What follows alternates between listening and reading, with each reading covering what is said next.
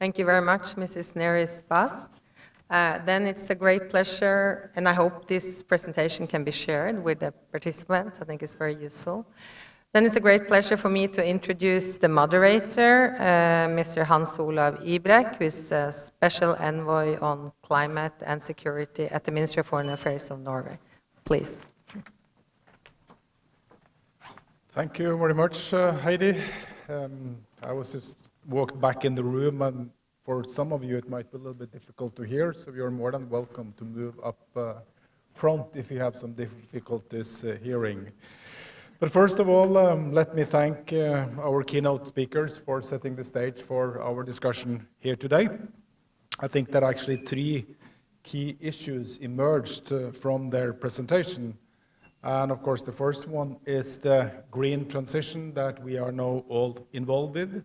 We know where we have to go. Whenever I'm discussing climate and energy issues, I'm not quite sure whether I should be depressed or optimistic, because it depends on how you look at the various statistics. I have to say that personally, my glass is always half empty, so that's where I'm coming from. So I have difficulty seeing a lot of these statistics. Yes, some of them are heading in the right directions, but there are a lot of statistics going in the wrong direction. And I think what was demonstrated here today also, we really have a lot of work to do.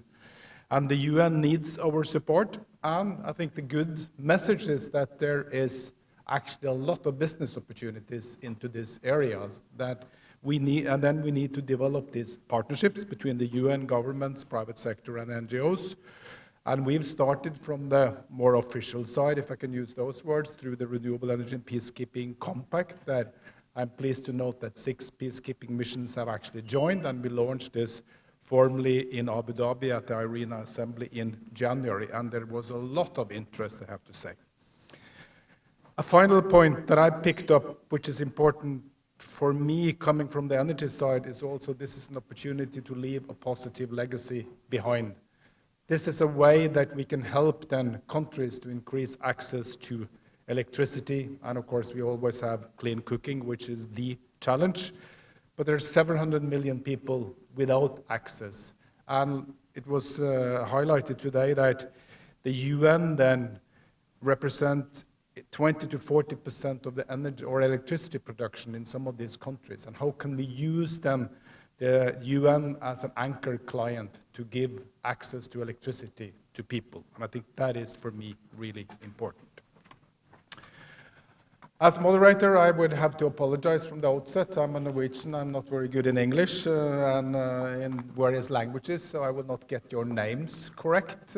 So I will probably stick to first names, because that is something I can do. We're also on Norwegian territory right now, so I think that we could also apply some Norwegian rules that we're going to try to be a little bit more informal, and I'm quite sure you can walk over and get some coffee and waffles while we are discussing this. But now we have had the keynote interventions, we have set the stage for our discussion today, and now we need to hear from our colleagues on the ground. And what have their missions done so far? We heard that 6 of them have actually joined the peacekeeping compact that we launched in 2021. And since I was working on the UN Security Council team on behalf of the Norwegian government, we also ensured that the Security Council gave the missions a mandate to increase their efforts to switch to renewable energy. What are the lessons learned and experiences gained? To kick us off, I would like to ask Elaine Angeles, Environmental Affairs Officer from UN Department of Operational Support, to kick off and just take the floor there, and then we'll bring in Chris Hodder from Somalia and Johnson Nkem from South Sudan afterwards. So, Elaine, the floor is yours.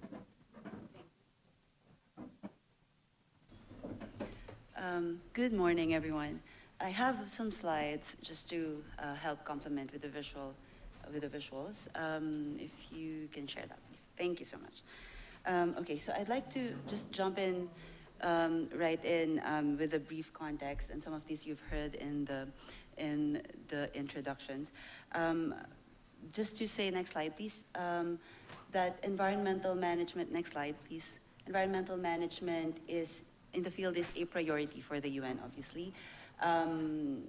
We've had a serious legacy of underperformance in this area, and currently the peacekeeping missions account for 90% of the total UN Secretariat footprint. So we are driven by the commitment to do no harm, to increase our efficiencies and improve our operational resilience, but at the same time to improve the safety and security of our peacekeepers. Next slide, please. So at the same time, this is also a priority area for member states, and both the General Assembly and the Security Council have referenced this in their resolutions, and at the same time, environmental management is a commitment under the Action for Peacekeeping. So just to say that this is really a mandate for us, and we're committed to really work on environmental management, continue working on environmental management. Next slide, please. So in 2017, we started implementing the Environment Strategy for Peace Operations. It's a 6-year strategy. It covers 5 key areas: energy, water and wastewater, solid waste, wider impact, and environmental management systems. And we've come a long way since then. If you can show the next slide. So these are key performance indicators. I won't go through that, but just to say that we've been seeing positive trends across the board in all these key performance indicators. We've gotten better, a lot better in terms of gathering data and analyzing data, and monitoring performance, and also in terms of producing environmental scorecards for each of the peacekeeping missions. So next slide, please. Now I turn to the transition to renewable energy. Next. And just to give a quick profile, energy profile of peacekeeping, you've heard before that 400 gigawatt hours consumed per year. 90% of this is produced from diesel generators, which produces 500,000 tons of greenhouse gas emissions per year. In the largest missions, up to 20% to 40% of host state energy consumption. That the missions represent this number, and we spend a lot on fuel, basically. Next, please. And you've also heard earlier that renewable energy accounts for only 6% of the energy pie, and most of it really comes from diesel generators.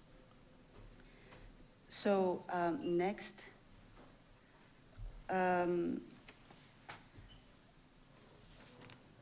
the transition to renewable energy, of course, brings a lot of benefits, and we know this, right? So operational, safety, security, economic benefits. Next slide, please. So we are really looking into the transition. We're looking in different approaches. One is on-site, or what we call inside the fence, connecting to local grids, and also outsourcing, which includes, PPAs. The last approach is what we're really preferring, mainly because it doesn't require a lot of capital investment on the side of the UN, initial capital investment, I mean, and there is potential to leave a positive legacy for the host community.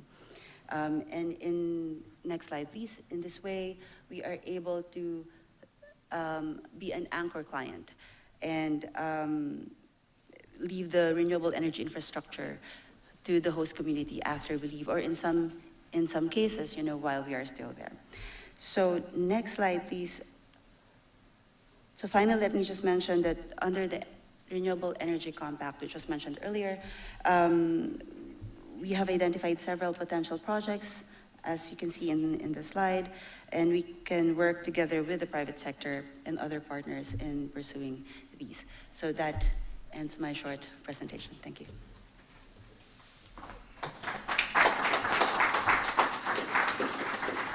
Thank you very much, Elaine, for mentioning these 5 missions with a mandate from the Security Council to increase the use of renewable energy. You also provided examples what the UN itself is doing. And I think a key word was towards the end there that also applies of interest to the business community was the issue of outsourcing. Because of course the peacekeepers, they have other stuff to do than actually running a power plant. That's something maybe other people can help them to do. But now it's a great pleasure for me to bring in the UN's first climate and security advisor, Chris Hodder. He's working in Somalia, and Somalia has done a lot of great work when it comes to moving this agenda forward. So Chris, the floor is yours. Brilliant, thank you. I hope you can hear me well. I actually had to come to Somalia for an urgent mission, so sometimes the bandwidth's not great. If you can't hear me, do let me know and I can turn my camera off. But I just wanted to just give you a brief overview of what we're focusing on in Somalia. The UN in Somalia has signed up to the compact, it was mentioned, and we have 3 units in Somalia. So first of all, we have the political mission, UNSOM. Then we have the UN support services, UNSOS, and then we have the AU forces. So those 3 units all work together to try to focus on the environmental aspects of the mission in general here. And so what we do is through the support services UNSOS, we are also committed to hit the targets, the UNSCAP targets, as well as all the other parts of the compact and the agreements in terms of do no harm that have been signed, that have been mentioned before. And so we do this through having a coordination mechanism between the 3. So we have a joint environmental committee, and as part of that, we work on water, environment and technology. And so we are implementing parts and programs around waste management, around solar operations to forward operating bases. We have done some really innovative work around drones and dropping seed balls in different parts of the country to look at reforestation. And we're looking at things like, electric bikes in the camp and all that sort of stuff. But I won't go too much into all those details because I think the main part of this is to talk about the private agreement that we have between the UN, the government, and the service provider, which is called Kuba Energy.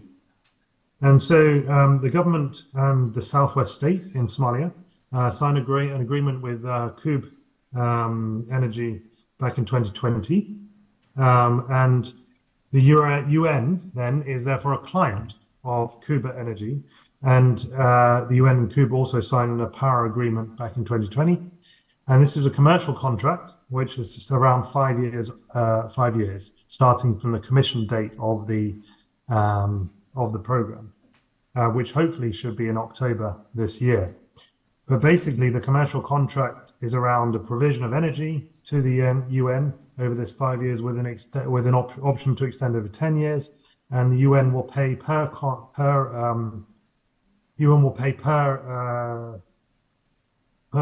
power consumed, which will start after the commission. So this includes a fee which will be around 0.48 cents per kilowatt hour, and which will move down to around 0.30 cents per kilowatt hour after 5 years. We and the UN will also have backup generators to ensure power and power supplies, and we will do the maintenance of those generators. But that's the sort of agreement in a nutshell. And so the benefits to the UN are obviously cheaper and long-term and more environmentally sustainable power consumption. But the hope that this will provide more peace and economic benefits and the wider impacts are still yet to be measured. And we hope to do that as the commission starts. But the hope is that there will be economic benefits to the government, as well as social benefits. There is talk about once the program gets up and running and some of the credits and some of the payments gone into the Southwest government will then also be able to help our hospitals and other social programs around the area from the income received from the UN on that. And we also hope that this will lead to a reduction in tensions in nearby communities. So this has been going a long time, since 2020. And some of the lessons learned I wanted to share with you is around the fact that this has been quite a politicized program. So with the delay in the signing and with all the discussions with government and understanding the political agreements and how that was worked, that has taken a long time. That part of this is around the land, the allocation of the land. The land was allocated, and then we also had to clear the land for landmines. So that took a long time in terms of getting the land, making sure we got the right land allocated, making sure that that land was then in the right proper fit. It was close, it could be used, it was safe, and so all that process took a long time. But also the politicization about who owns the land, who links that to the government, how the government works with that landowner, how that works with the private companies. And so there was a lot of politicization, and so as we can see, it's taken almost a 3-year process. The other learning that I wanted to share is that because this has taken a while, we're also now in talks about the drawdown of the AU forces. So as ATMIS draws down over the next years, this will also make an impact on us as a UN, our targets, but it will also make an impact on the amount of demand and how we will actually do the next stages of the UN's engagement with the government. Is also still being discussed. So as that transition happens, as the Somali security forces step up, we're also trying to understand what that means for the environmental provision of this service, how it will work with the government, how the UN country team will continue with that base, but maybe in a reduced need in terms of demand. So we still need to recognize this as a moving target, and things change all the time. So I think my 2 learnings from this is, one is it has been very politicized. It has taken a lot of time. I think that the drawdown and the changes in the security situation are always currently happening. So we need to really sort of make that included into the discussions and really include that into the longer term planning of these agreements. But I'll stop there and look forward to any questions. Thank you.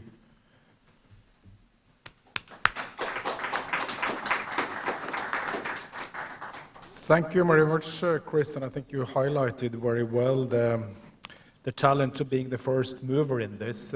You've clearly underscored that this has taken time, and we're going to hear more from both Cube and MIGA, who was also involved in this transaction.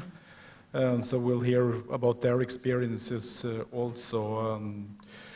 I think you also highlighted very well what I would label more as a political economy of this, in the sense that there are issues related to the government that also needs to address. But I will ask more specific questions on that issue after we've heard from Johnson and the experiences then in South Sudan. So, Johnson, the floor is yours. Thank you very much for inviting me to share the situation we have in South Sudan. Let me first start by highlighting the national landscape in South Sudan. South Sudan has the lowest electricity generation in the world, which is estimated to be between 500 and 593 gigawatt hours.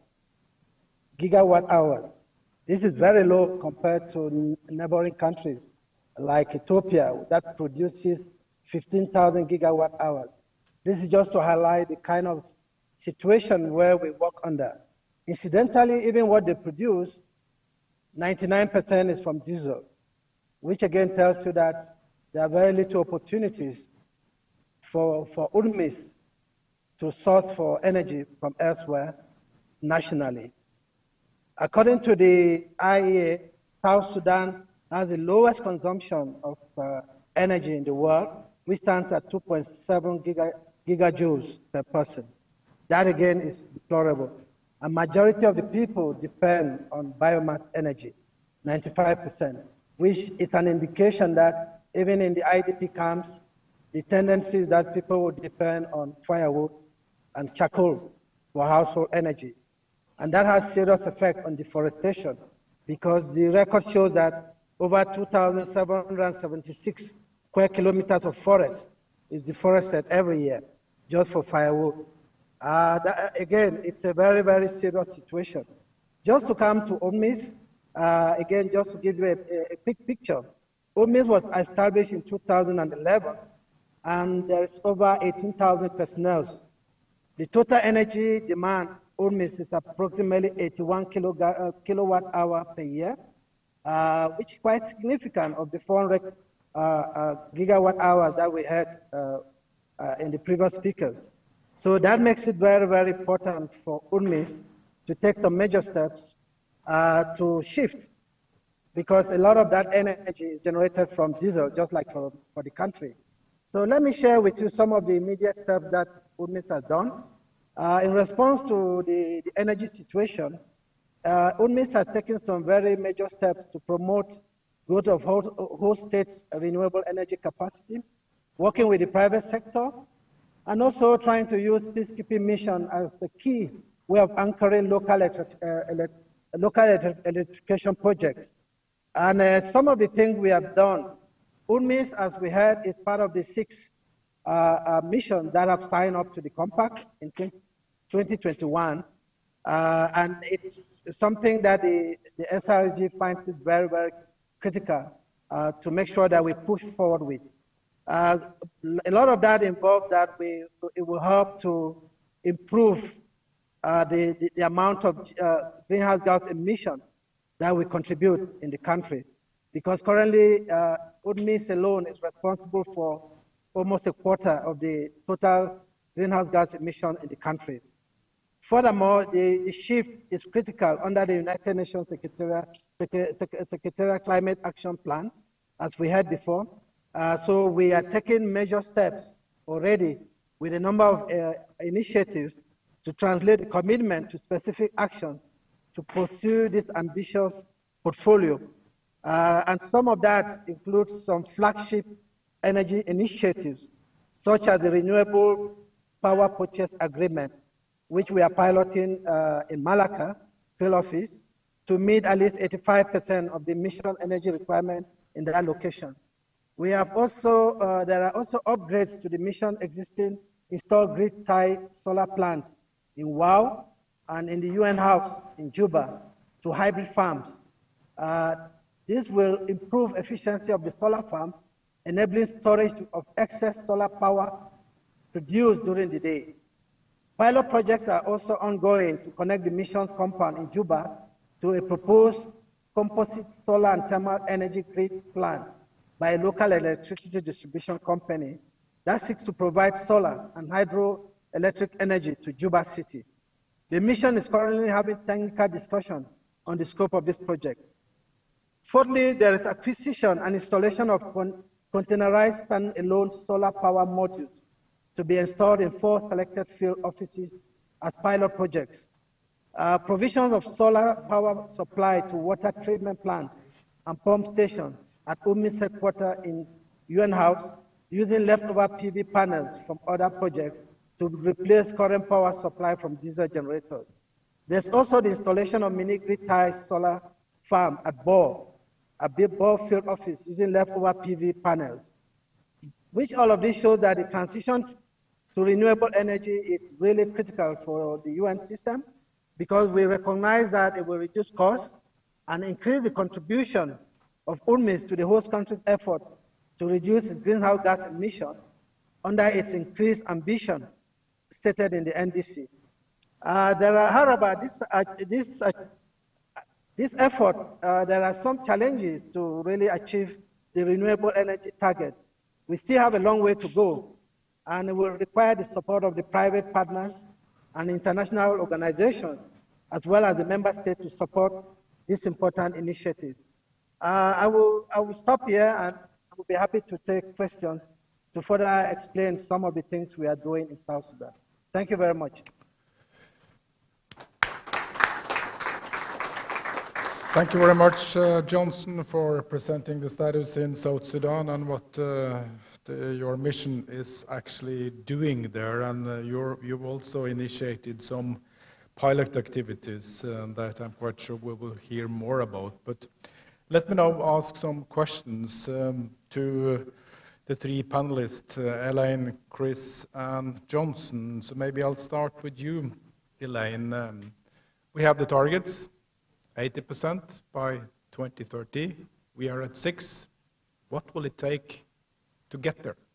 What will the UN need from us? I didn't really hear in the interventions from the UN side either if you've done some estimates in terms of, in this business we always hear about a lot of these numbers, investment needs, and one colleague of mine said, you shouldn't believe that number because they vary a lot from study to study, but in the sense that what will it really take? And also then to Chris and Johnson, from your perspective, what will it take at your level to really deliver on these ambitious targets? Secondly, I would just, when I'm giving the floor to Chris and Johnson, it's one issue that I would like to ask specifically also to you, and what is the importance of the leadership, the mission leadership? I've seen your leadership actually at several events, so I sort of know the answer already, but if you could briefly address that as well. So, Elaine.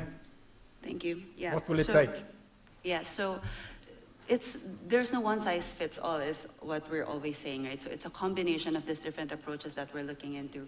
The three areas that was in the slide earlier, one is on-site, having it on-site, but also connecting to the grid is another option, and then outsourcing. So a combination of this depending on the context of the missions. But really, we think that it requires partnership, basically. So we need to work with a number of partners, especially in these different areas, to really make this work. Thank you.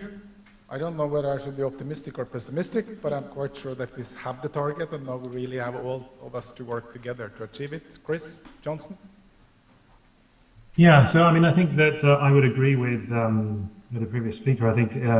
I think there is, you know, we have made the commitments. I think it's incredibly tricky in conflict situations, but I think that it will take leadership and ownership and increased resources to ensure that it happens.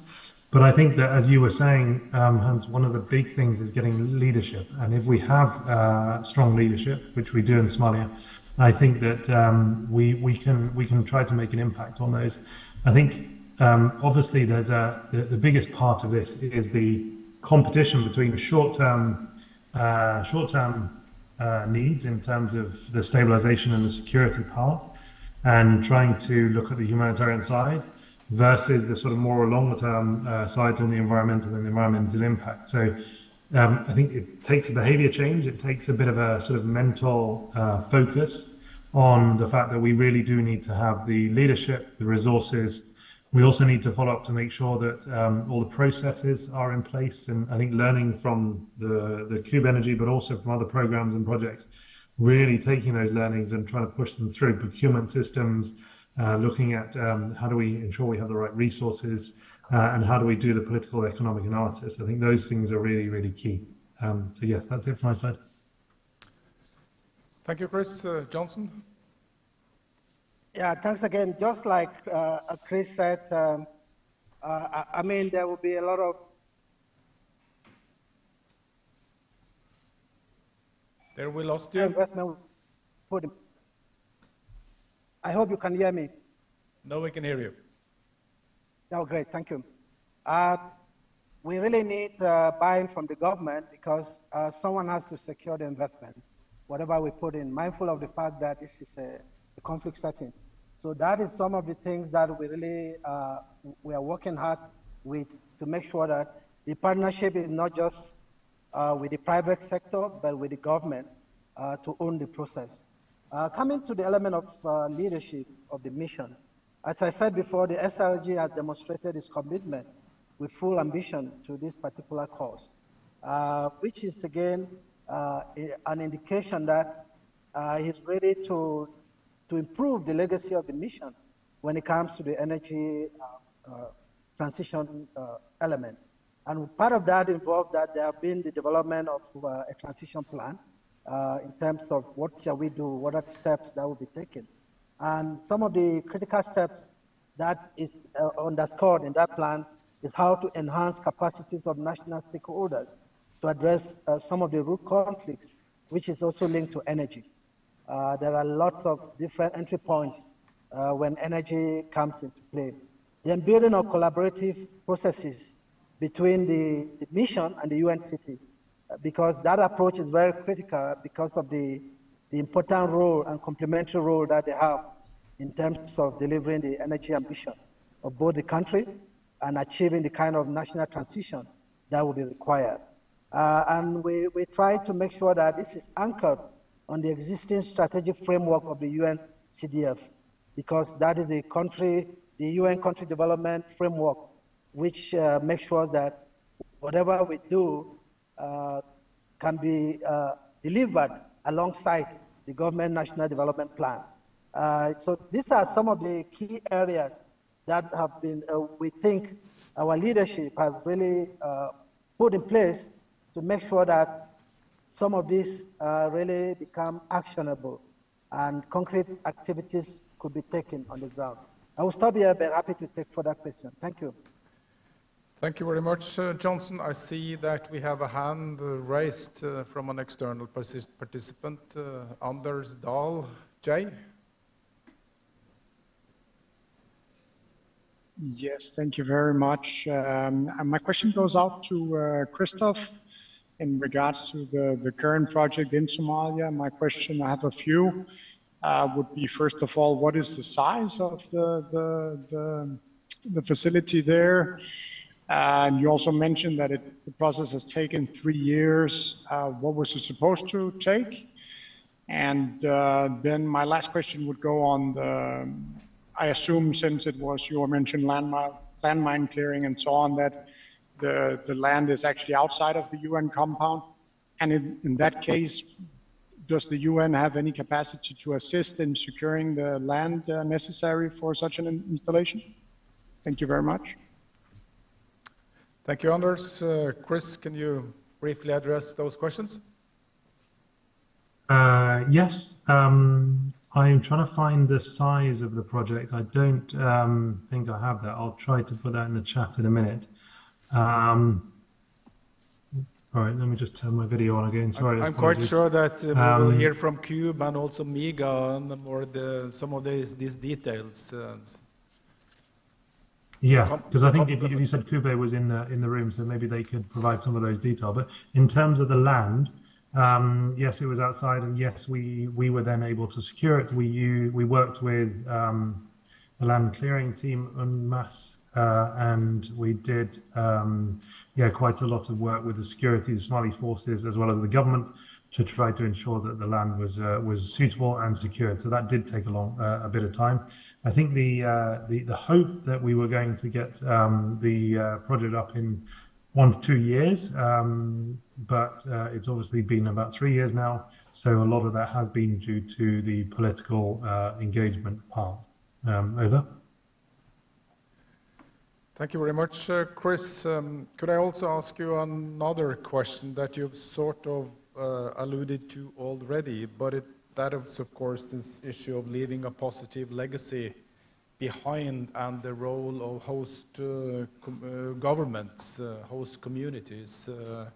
What's your experience in working with the national governments and local governments in terms of moving this issue forward in both Somalia as well as South Sudan? Maybe start with you, Chris. Yeah, I mean, I'm sure Johnston will have a similar thing. I think the ownership and the desire and the drive of the federal government as well as the Southwest state government has been very sort of enthusiastic, and I think that their engagement and ownership of this has been really good. I think again, I think that this political side and learning from the engagement and the ownership and the legal side, trying to understand all the legal contracts and work with the different focal points, that has been quite complicated as well. But I think that local and national ownership has been absolutely central to this, and I think that has also delayed it. But I think that we could have hopefully mitigated some of those delays if we had spent more time on the political engagement and the political ownership up front. Over. Thank you, Chris. Johnson? The government, the mission leadership has really been working very closely with the government. As I showed the national context, there is really big ambition to improve the energy distribution and generation in South Sudan. So they see it like an opportunity to expand their energy generation, especially using this power purchase agreement modalities. So there is kind of a lot of interest in it, but we are still working closely with the government because they have to play a critical role, particularly when it comes to land, because in some locations, there will be need for land to install like the solar panels. But so far, the buy-in is quite there. But once we move to the next step of full commitment and engagement, I think that will be where we really see exactly how they will demonstrate that commitment. I said initially that wherever we have the installation, if it is outside the fence, like in what we have as pilot, there will be need for government security to make sure that there's no vandalism of some of this equipment. But they promise to do that, but we will see as we go forward. So far, I think there are positive indications that the government sees this as a win opportunity for them as well. Over. Thank you very much. I'm drawing this towards an end before we move to the next panel, but I would challenge our three panelists and give them 1 minute each to provide us with 2 or 3 key specific advice to our business colleagues. So maybe we'll start in the same order as we started kicking off. So Elaine? Yeah, so I think it really is just to communicate with us. If you have any questions, I'm sure in the next panels you will hear from my other colleagues from the UN, and that I think keep the communication lines open, and we're ready to share, our lessons learned and experience to help in that process. Over. Thank you. Chris? Thanks. So I think my 3 would be, one is around engaging very early on in the political analysis and doing a proper political economic analysis to understand who the key stakeholders are and what the changes are likely to be over the period of the key people. I think that understanding some of the UN systems, specifically the procurement systems, is really important, and it's something that I think we're working on internally to the UN as well. And I think the third one is around how do we, work in partnership, and how do we work much more in terms of communication, and how do we build up a real partnership from very early on, as well as looking at being flexible and adaptive, specifically in areas like Somalia, but then also realizing that there are huge opportunities and there are huge possibilities for economic growth as well as business investments. So I think that those are the 3. Over. Thank you very much. Johnson?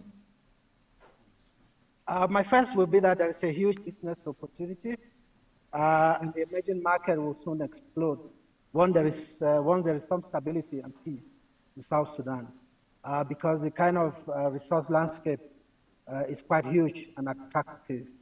So this is the time to take a pole position for some of those who are really in the room. And the opportunity is there for them to partner with UDMIS and learn very carefully with the kind of enabling environment that UDMIS is putting in place for this kind of business. Thank you, and over. Thank you very much. And thanks to the 3 panelists for giving their insights and reflections on this issue. And I think it's also quite clear from their interventions the importance of leadership here. That also comes from the mission itself, from the SRSGs and the deputy SRSGs, and of course also the commitment and leadership from governments. The missions need a clear mandate because that's how they prioritize resources. I think I heard from South Sudan that they have 206 mandates in the peacekeeping operations, and if they got 207, it didn't really matter. But still, it is an issue for peacekeeping operations also, how they prioritize their own resources in terms of going forward. You both demonstrated, and you've all demonstrated or presented to us that there are promising models out there that can be scaled up. There are, of course, lots of challenges that we need to address, especially related to being the first mover, to putting sort of the business models together. And you both highlighted the key importance of the potential peace dividends here, and I think that is also an issue that we need to dwell more into. So with those words, thank you very much to the three panelists.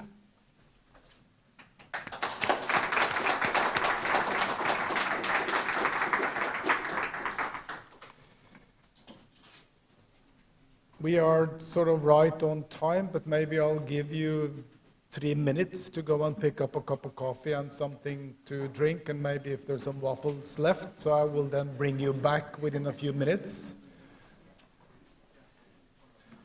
There is a coffee break later on, but I think you deserve one now.